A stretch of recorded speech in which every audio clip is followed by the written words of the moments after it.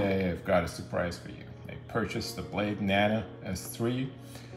I've been flying Blade helicopters for a while now, but mostly the Blade 230S, which I really enjoyed flying. It's a cool helicopter, but too big to be flown indoors. I've heard a lot about the Blade Nano. I really wanted to try it out and have the possibility of flying indoors now, and ordered it off of Amazon. So this came in a box like this. I'm not gonna lie, I've opened the box before, so it's not an official unboxing. Before we get to the helicopter itself, the interesting part, I will show you what else comes in the box. You will get some spare parts, rotor blades, screwdriver, and a manual, which most people would not read. So this is the real deal. The beautiful helicopter.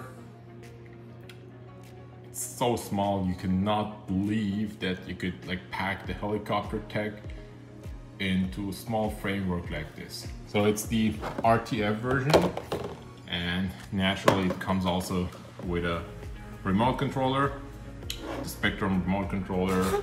If you have flown Blade helicopters before, you should be familiar with that. Your regular helicopter controls, the flight mode selection switch here, and the panic button, which would bring the helicopter in an upward position whenever you're panicking and you're not sure if you could control the helicopter. So the box also comes with a USB charger.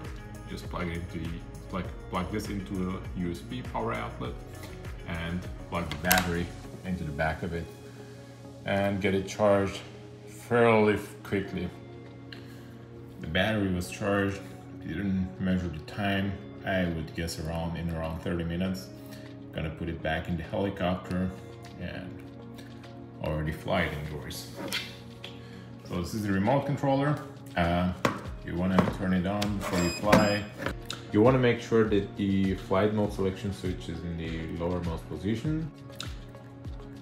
The position 1, like in the middle, would also be fine, but just to be sure.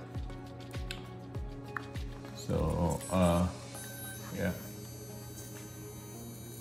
battery's plugged in. Things look good.